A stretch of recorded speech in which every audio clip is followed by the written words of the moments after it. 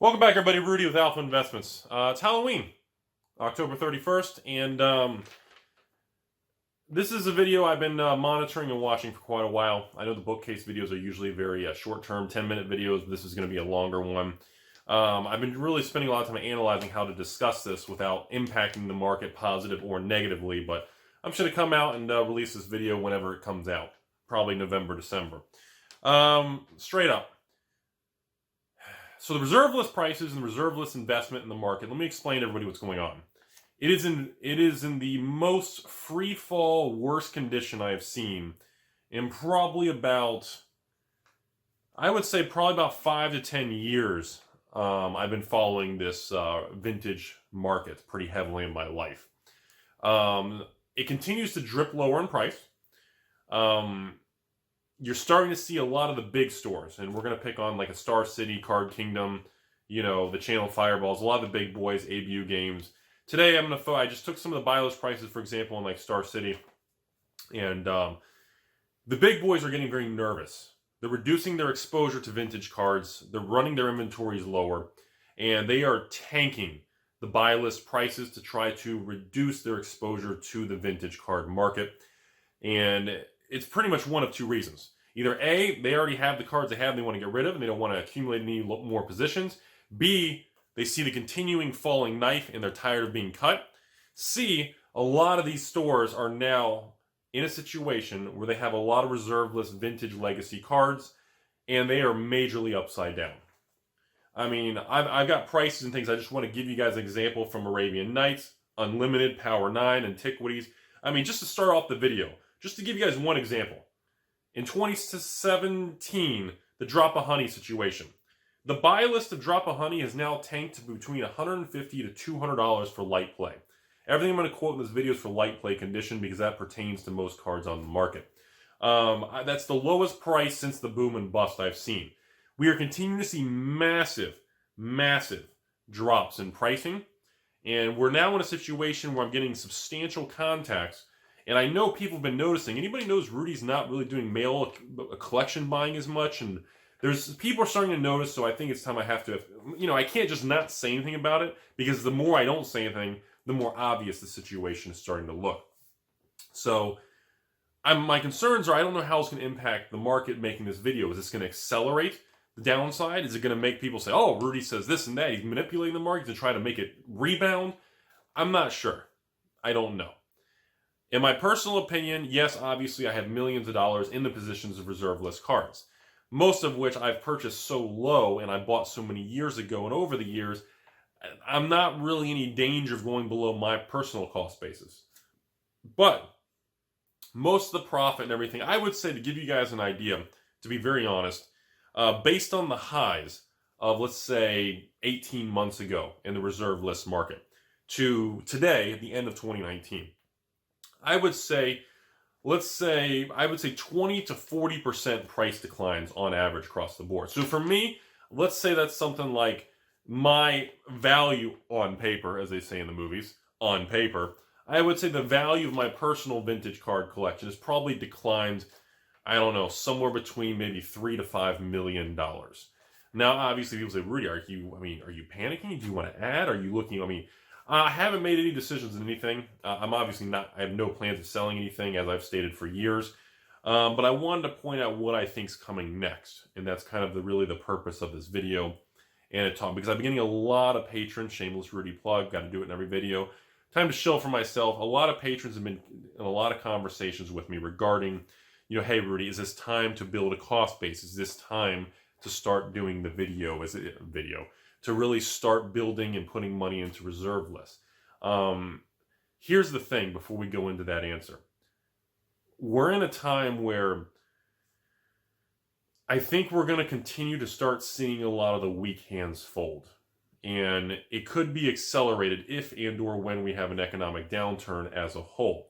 As of right now, the economy as a whole, the country and the world continues to kind of chug along. We're not booming, but we're not tanking. We're just kind of chugging along, kind of sloppy and just kind of moving forward with kind of flat growth. Some people are struggling. Some people are making fortunes. You have this divide and, I don't see much changing in the near term. I don't see this major growth on Wall Street. I don't see a major, I think we're just kind of stumbling along.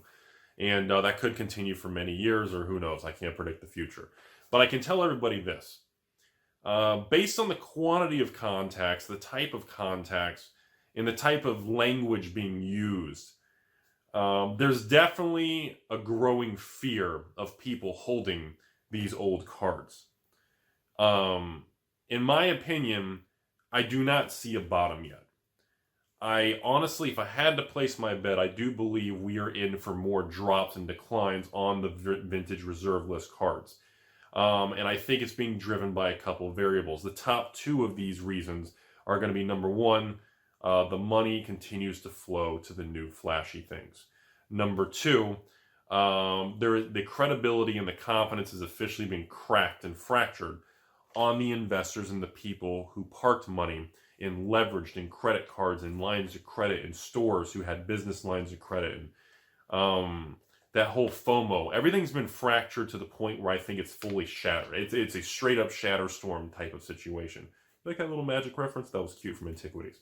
I believe we are entering an era where you're going to see kind of the after effects, the post-Armageddon between now and possibly the next 3 to 5 years of continued flat to negative prices. The amount, the tone, and how these stores are, I mean, look, I'm going to give you guys a couple interesting examples. We're going to stop here. I want to give you guys some quotes, for example. Like, for example, literally every 1 to 2 weeks, the prices are still dropping. I just updated this list, and it's probably going to update again. So Star City has lowered the price of light played unlimited Black Lotuses from literally a high of about 6,000 to 5,000. And by the time this video goes live, I wouldn't be surprised if light played unlimited Lotuses, the buy list, drops into the 4s. We're continuing to see 5, 10, 15% price cuts non-stop. And I do not see any form of capitulation type of bottoming. I don't see a full-blown bottom yet. Now, like, here's another example. Light play time vaults, unlimited. These things were buy listing for 500, 600, then 450, then 400. By the time this video goes live, you're probably going to be looking between in the 300s. I mean, these are major percentage-wise moves. You're looking, some of these are 50% price declines just in 6 months. So for a lot of people who are buying into these things in the tail end in the last 12 months, or unfortunately for some of the collectors and evil investors and even players out there who built legacy decks and like to play vintage or whatever it may be, who bought into the highs of 2018, for example, they are being absolutely crushed. I even had a couple messages, and I read some of these, and I even had one particular patron that apparently used, as I highly caution against, they used a 0% 12-month credit card and did like $15,000 in pretty much reserve list card buying, mostly low dollar stuff, not like Power 9. And they did this in 2018. And the gentleman estimates if he were to sell his cards right now, that $15,000, he could probably get about $5,000 in today's prices. I mean, we're talking massive. That's after, shipping fees if he were selling on his own type thing. And when I look at this type of stuff, Library of Alexandria, light play, $350. Star City's dropped the price to. When I see extreme movements like that dropping, and then I see the big companies running sales, and they're still not selling the cards and inventory they have, even on the sale prices in reduced market. I mean, when I see them run big sales and run 20, 30% off the card prices, and when I see, refresh it or check an hour, 2 hours later in the next morning, that they sold like maybe, 5% of the inventory and 95% of the sale items don't sell, that tells me there's no market appetite.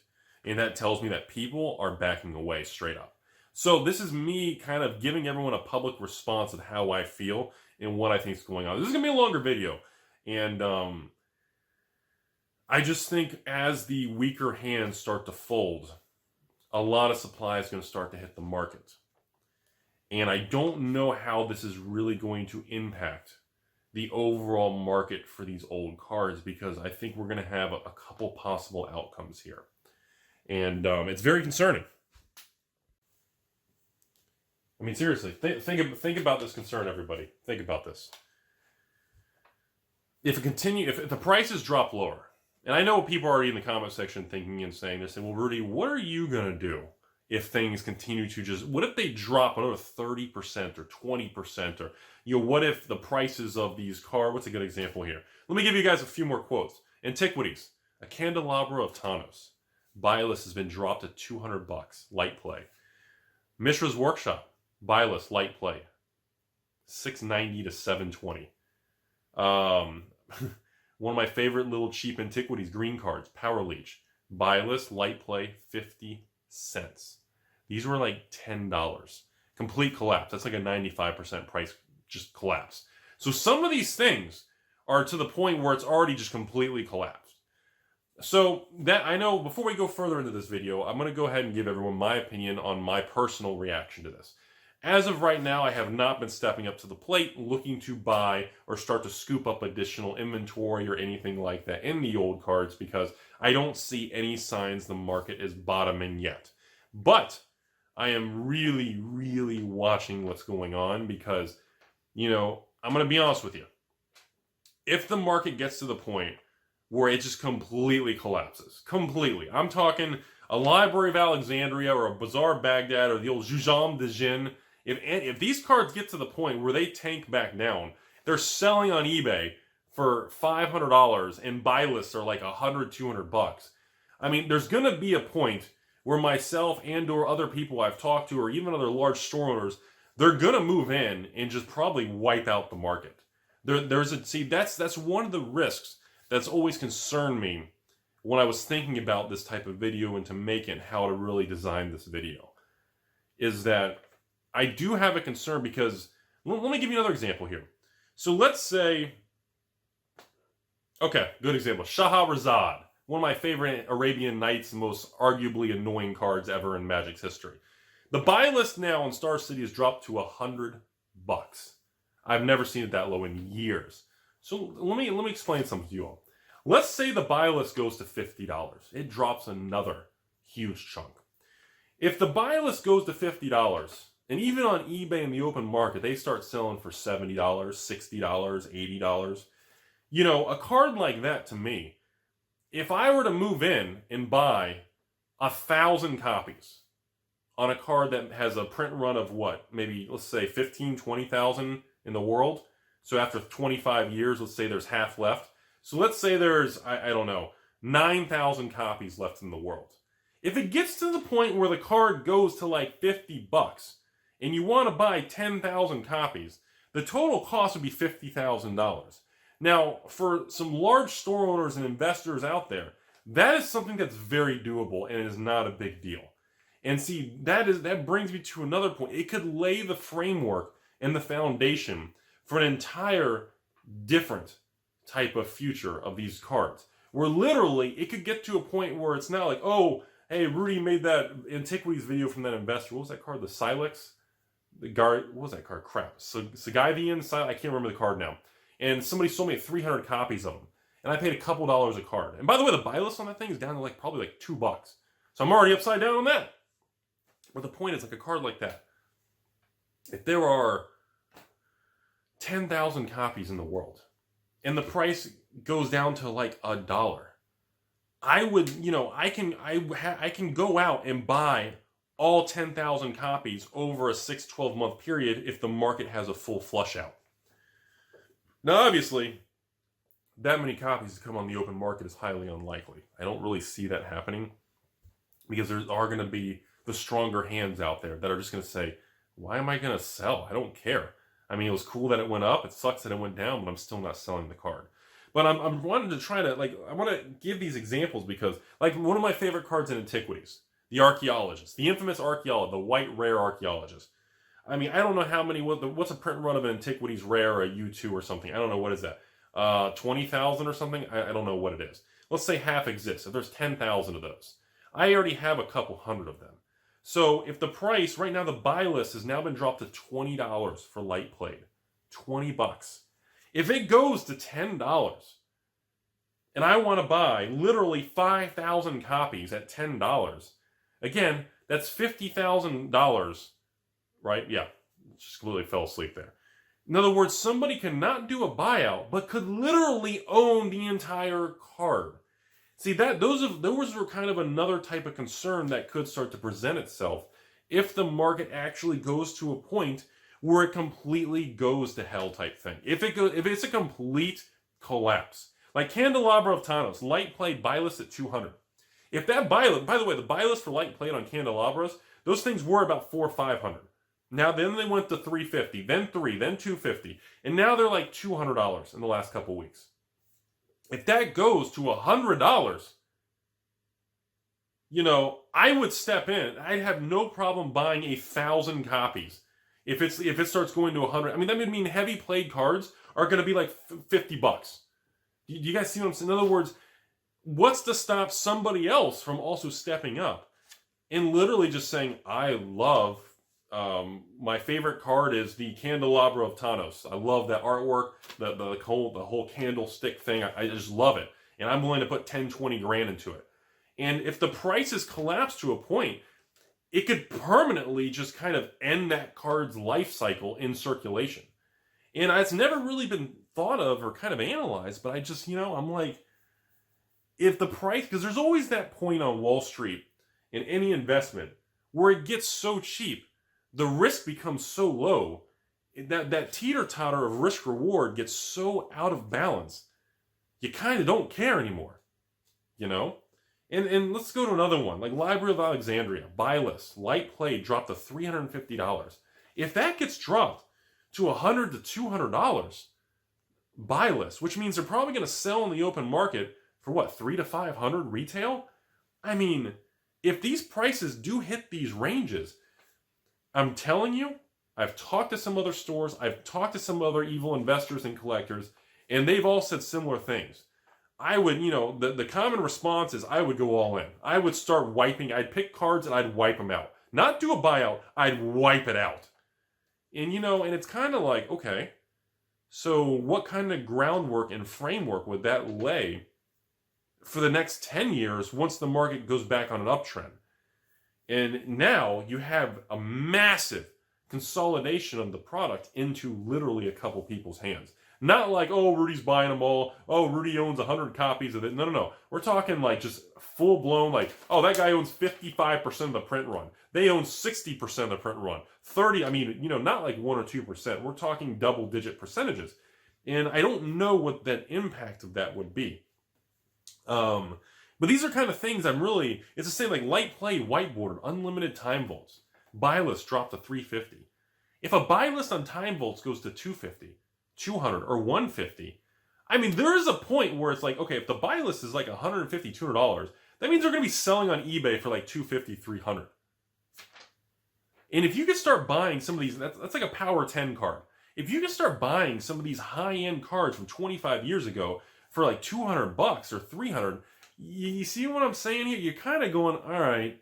It's like when I saw the Black Lotus, white border, light play lotuses drop below 5,000 on the buy, and I was like, so that if it goes to 48, 47, 46, 45, and eventually, there's points where you kind of go, wow. So that's kind of one of my concerns here, and that's enough of my list of prices. But so a lot of people have been asking me about, should I start buying into this and building a position? If you love the cards and you've always wanted to own them and you've always wanted to play with them, yes, this is the time to start slowly. Don't go all in. I would say slowly start buying the cards you want. But you need to mentally understand that chances are the market's either going to stay completely flat or it can continue to dissolve and go negative on you by another, 1, 2, 3, 4, 5, 10, 15, 20% as the weeks and months go by. And that is a mental state of mind that you need to have in place before you move into this. And that's something that a lot of like actual Wall Street traders or, fixed income or debt traders or derivative traders do. They know you can't time it perfectly. So after they buy or sell an instrument or some sort of derivative, if it drops 10%, they don't freak out. They know the prices are going to swing on them. There's nothing they can do. But I'm not really sure about it. I'm really not. So, like I said, I'm not sure how how one should position for this, because there's no history of this. We have no data and track records of how to handle something of this much of a decline that's this complicated, and with the majority of the attention of the Magic market continue to be pushed towards all these flashy new variants and new cards. And I don't see it changing anytime soon. And the market is, as much as we're all sitting here going, oh my God, these increased prices, these variants, these collector's boxes, these expensive versions, and these higher MSRPs. No matter how we feel about this stuff, that is the future. It is the direction we're going, and it's going to make no difference, because guess what? The Throne of Eldraine collector's boxes, after release, the stores got the initial wave. There was no more additional waves. There's no reprint. These whole silly people who don't know anything and they're not familiar with what the data and the quantities are, and they're saying, oh, they were all overprinted. These things, Throne collector's edition boxes are going to go down to like $100 and they're all going to collapse. And same thing with the new Theros collectors. And again, I'm behind on videos. I'm getting to those in the mystery box. I'm getting to it.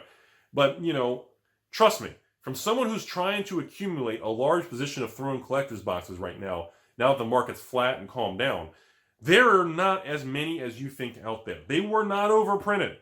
And no, I'm not going to talk about the loose single packs in Walmarts and Targets in your local game store known as Amazon.com. I know they're all selling their little single blister packs. I don't care about that. That's not what I'm focused on. Because again, as you all know, the price of a loose pack of Dominaria versus a sealed booster box don't always correlate real well. You have to remember that. It's always going to be that way, and it always will be. But I can tell you, they were not overprinted. The demand is there. The market is absorbing it. Time will take care of it. Things will move forward. Prices will drift up. So when we look at what's happening here, none of these indicators are really bullish or positive indicators for the old cards. So we are now in a market, in a scenario where you only need to be buying into these or investing or collecting or playing with these old cards if you truly have a passion for them. Because this bear market is going to crush and weed out a substantial amount of evil investors, collectors, 3% young ladies, and of course LGSs or anybody who's holding them. I mean, I'm seeing local game stores that are trying to sell, a tabernacle from Legends. People have sent me pictures like, hey man, I got an argument with my local game store. This guy's still trying to sell, and I'm going to make some other videos on these topics. Guy's trying to sell his tabernacle. He's got 3 of them in his local game store down here in, I don't know, Georgia, Texas, Florida, we'll pick a state. And yeah, the guy wants $29.90. He wants $3,000 for his mint tabernacles. Light played one's $2,700. And no, everyone makes fun of him, and he gets in arguments with customers. And I'm sitting and I don't really think that's the right way to look at it. When you tell me that, I'm hearing a store owner who probably bought that card for $2,500, $2,600, and he's putting it for sale for $29.99, and he can't afford to go lower because he doesn't want to experience an impact of loss. It's one of those things. He does not want to go negative on the transaction. And that is the direction in my next couple of videos and some stories coming up. And that is what I feel is going to be the next leg down. We have a lot of small game stores around the country that have some of these vintage cards, and they bought them on trade-ins and collections, and they are now majorly upside down.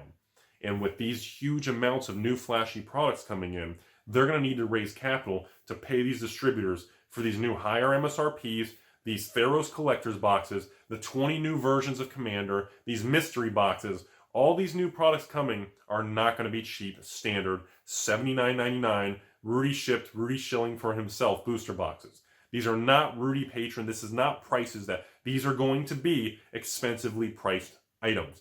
The summer sets and these rectangle shape, I would assume the mystery boxes are going to be some funky black fancy box too. And they're not, they're probably going to be the same. Wholesale $150 to $200, and they're going to be on eBay for $2 to $250 type thing. The days of all these cheap products and battle bonds and conspiracies being, $79.99, $85, no. That's it. Wizards realize they left money on the table. They've changed directions. So when I'm really thinking about all this stuff, everyone, if I had to place my bet, I do think we have some more shoes to drop. We have some more. The downward pressure is just too strong. So as I end this video here of this conversation, one of the important things I really want to bring to everyone's attention and to really say is that I find it amazing how nobody is talking about the reserve list. There were no topics, conversations, the least amount of patron messages out of thousands of patrons. I even went on where all the scholars and the doctors and surgeons are with the lab coats. I even went over to Reddit and I looked. And I didn't see any real conversations on the reserve list. I just want to see. I ran a search just for reserve list in the last 30 days. Just topics on it. And there was literally next to no conversations on the reserve list. People don't care. And the market and the loud, angry groups with the pitchforks, they all put the pitchforks away. They all put them back in their cabinets. They closed the door. They put the lock on it. And the market just is all looking over here and say, wow, the holidays are nice, cool weather, friends and family, new cool Magic products, going to go play at my friend's house.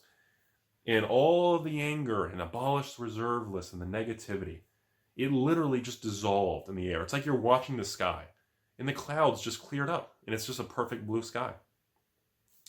And might conclude one final statement on this video.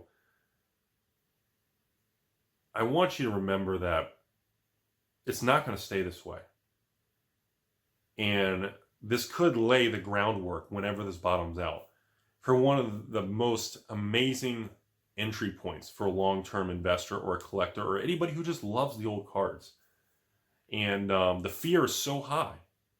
I know we're heading towards a bottom because the fact that anyone you talk to says, oh yeah, the market's terrible, the prices are tanking, everybody knows it. The prices are down. And when the market sentiment starts to hit that certain point, you know you're heading towards a bottom. You're not there yet until everybody fully gives up. When people throw in the towel and just say the end is near, reserve list is going to zero, you know we're there. And I think that what's going to get us there is going to be the people who are going to be forced to liquidate. The stores that are going to be upside down, frustrated because their inventory is not selling, and their upper management and their fancy, the suits on the top of the ivory tower, call up that guy and say, hey, you're supposed to be running our vintage card division. Nothing's selling. You have record low sales. And the pressure is going to be put on. And he's going to tell them, look, the market's going down. We overpaid. And it's going to create one of the most fascinating market movements over the next 12 months I think any of us may ever experience in the history of Magic, because we've never been through this. And there's going to be some major losers, and there's going to be people who are going to come out of this as just, writing history. And I don't know. I don't know how long or slow it's going to take, but the pressure is going to be building, because I'm seeing these people's websites and these large stores. They're just not selling the products. You cannot run a large company and have employees and massive overhead and payroll of all these people working for you if you are not turning over and churning that inventory. If you are not turning that inventory over and moving products, the money is just going to start to dwindle some. I'm telling you, I don't care if you're TCG player, eBay, you're the big guys. Less sales means less commissions. Less commissions means less profit, which could lead to layoffs, problems, losses, and restructuring. And that's kind of my entry video onto this next series of a lot of reserve list talk. And I loved it. I can't wait to see everybody's comments, those of you watching this 20, 30, 40-minute video. Can't wait to see what you all think. And we'll make some more videos. I got a lot of story time comments about some Dear Rudy type videos. But it's just be prepared, everybody. Arms and feet in the vehicle, because we're going to be in a bumpy road here in the next 12 months. And half of me is very excited because I love the rush. The other half of me is just, there's going to be a lot of people out there that are going to have some heavy losses. And it's going to be some sad stories.